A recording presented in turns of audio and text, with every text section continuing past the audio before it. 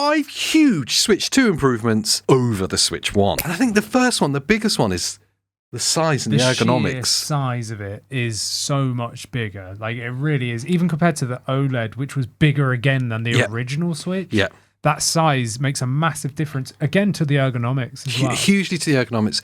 When you see them side by side, if you hold them side by side, even the OLED, the Switch 1 versions feel like a child's toy by comparison. It really does. And it's funny because we were doing this earlier, feeling both. And the Switch OLED, again, is a huge increase in quality over the Switch 1. Yeah. But yet it still feels literally like a toy compared to the Switch 2. The fact that you now can incorporate 7.9-inch screen into that size, it's the sweet spot. So everyone knows 8 inches is the sweet spot. Oh, yeah, just under. Long-time viewers will know that MOBAPAD is our absolute favourite brand for Switch controllers and Joy-Cons, so we're proud to announce that they're today's super awesome video sponsor. We've tested countless Joy-Con alternatives, and MOBAPADs are a league above the rest with the best specs you could dream of. Say goodbye to Joy-Con drift, hand cramps and poor accuracy. MOBAPAD's Joy-Cons are the best that there is, and their Pro controllers are just as epic too. Packed full of features with great ergonomics and app support, turn your Switch into a Switch Pro. If you're looking for a new Pro controller or the best Joy-Con alternative that you can buy, check out the MOBAPAD link in the description. It's really the perfect size screen for a handheld. It really is. Anything less than that and it feels too small. It does. And that's really highlighted when you compare it to the Switch 1, especially the non-OLED variant. Yeah. What's that, like 2-inch screen? It feels like it. Feels like a Game Boy. And consequently, because of the bigger screen, the size of the Joy-Cons, and the addition to the ergonomics that brings you, the slight rounding of the corners as well on the Joy-Cons. Yeah, the rounding of the corners definitely helps it tuck into your hands so much nicer. Yeah. Where it can fit into the palms of your hands and you're not doing the dreaded pinky grip as much. Yeah. Definitely feels nicer in the hand by far. And the fact that it's so slim, they've kept the thickness. And that's just made really the mind-blowing. Thing, it's really mind-blowing. They've just made the whole thing bigger. And so I think it's light and it's comfortable. Yeah, it feels much more balanced. That ties in really nicely to the second huge improvement, and that's the build quality. Oh, it's night and day. Again, absolutely night and day, that you're right. First Switch and even the OLED feels like a toy in comparison. Yeah. The OLED is like rattly on the rails. Yeah. The buttons are all janky. The plastic is like a hard, cheap plastic. Yeah, it's like... Whereas this is like matte and premium and soft finished. Yeah, this feels like a real premium version. Every joint connection, anything you're going to interact with, like the Joy-Cons or the game card holder, the kickstand, everything is machined and perfect tolerances. It feels tight and secure. Yeah.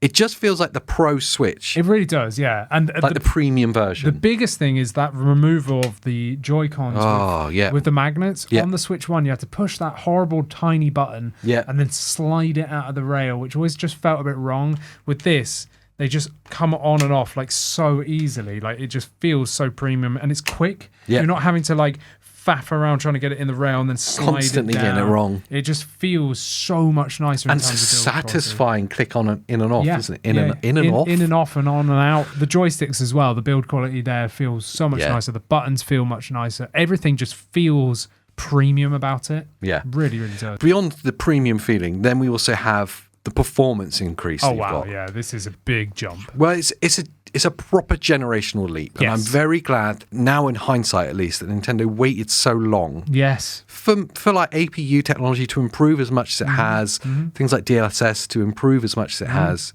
that now from Switch 1 to Switch 2, it's like a proper gigantic quantum leap in performance. Massive leap. I mean, NVIDIA were, blowing their own trumpet. They were, a 10 times increase in performance. I don't know about that much, but it definitely is a massive leap. Anything that was on Switch 1 that's playable on the Switch 2, so whether the resolution is dynamic, and anything that had an uncapped frame rate on the Switch 2 will now just not be like that. It will be locked at 60 and it will be the maximum resolution it can. Stuff that's had free upgrades, let's take Scarlet and Violet, massively improved. Like different game. It feels like you coined a phrase and used Scarlet and Violet 2. Yeah, because it feels like a brand new rework of the game. And then being like looking at games that are out, like Cyberpunk. I know we've talked about this a lot, but it is just mind blowing that it's there. Absolutely. And the performance when a game is perfectly optimized for a system,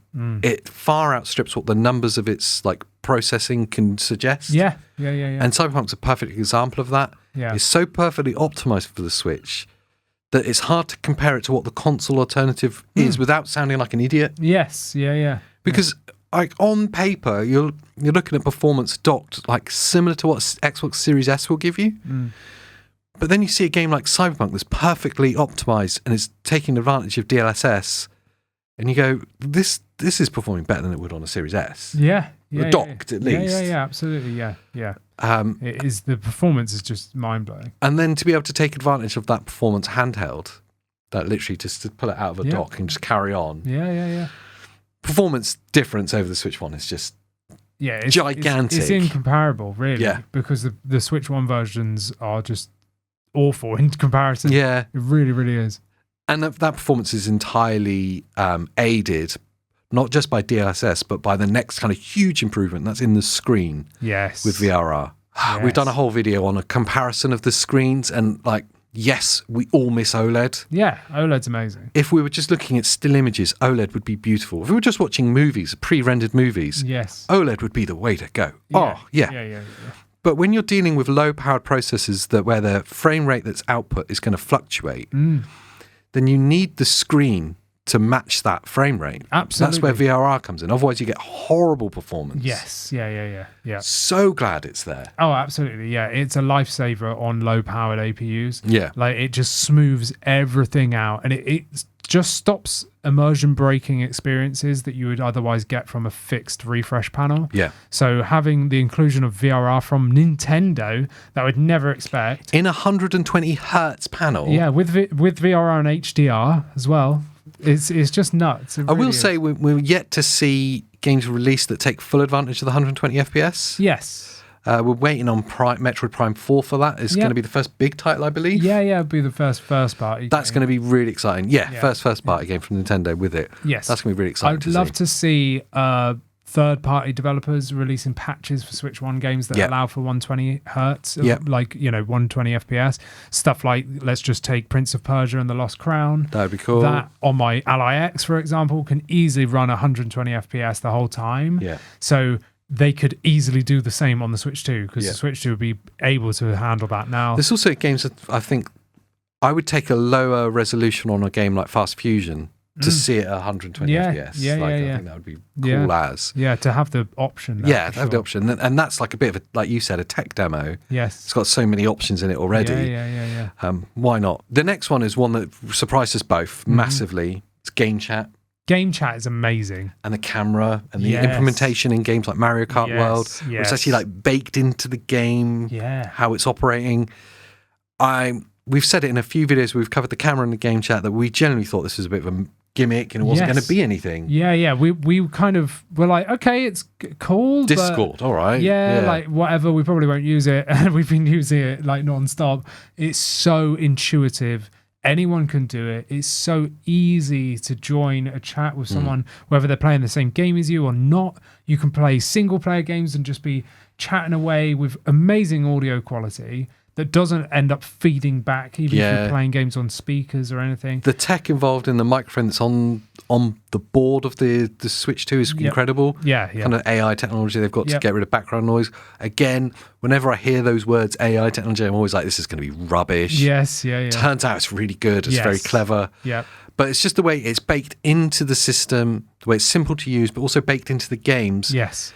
And the encouragement to make gaming a social experience again. Yes. Almost like it's like whenever I get to play with you, it's like we're on the same sofa together playing. Like we did as kids. Which is the bit that's always been missing from like modern gaming. Yeah. It's Nintendo have definitely managed to embrace that, possibly in the best way any of the first party manufacturers have. In the easiest, most accessible way with the best quality. Yeah. Yes. And the way that it's baked into their games. Yeah. So like in Mario Kart World as an example, if you've got the camera or a camera, your camera feed will appear above your character I love that. in real time live. It's really cool. Nothing else is utilising stuff like that. No, it's just fun. It adds to the social experience. It really does, and it is funny. Yeah. It's not just a gimmick. Like, it actually makes the experience more fun. It's a massive improvement over Switch 1. Yes. The final one is really more kind of like fanciful and looking forwards. Yes. And it's basing it off the specs that we know, the 120 hertz panel, VRR, and what we've seen from Cyberpunk. Yeah. And that's the potential for AAA games here. Yes. Well, we already saw from the release direct, we're going to get stuff like Elden Ring, Yeah. Star Wars Outlaws. Yeah, Star Wars Outlaws. I've already pre-ordered it. Yeah, same.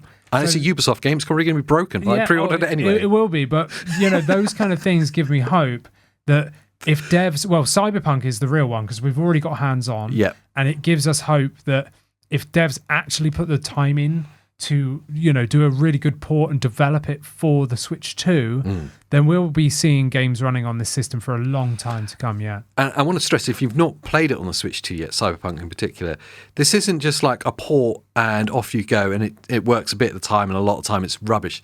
This works and it works well. It was really good, It's genuinely impressive. Yes, it is very impressive. Yeah, and that gives me real excitement for like looking forward, like what's the potential here? Because Cyberpunk's notoriously a game that's very taxing on systems, even the new today. Crisis. Yeah. It is, yes, yeah. So the potential for other games is really exciting with a baked-in like ray tracing cores and stuff, and DLSS. Taking advantage of what Nvidia have put in this. Yeah. Once we start seeing more third-party developers announcing titles, I can't wait to see what's from Xbox. That's going to be huge. We're going to hopefully see stuff like Doom, the Dark Ages, and maybe Indiana Jones, that kind of thing. Got to see Indiana Jones. Because it's now capable, again, if it can run Crisis, if it can run Cyberpunk and Crisis is on the eShop. I don't know if it runs on the Switch too, but yeah, if it runs Cyberpunk, can run Cyberpunk, then we are pretty much doors open for anything in the near future. It's very, very exciting. I'd love to know what you think is the biggest improvement over the Switch 1, or if you're still in Switch 1 land, what thing are you most kind of curious about? Leave your questions down below. We'll try to get around to answering at some point. And once you're down there, make sure you like the video, subscribe to the channel for more Switch 2 and handheld gaming content. And what else could they do? Become a member, and you can talk to me and AJ over on our private Discord as well. So until the next time, bye.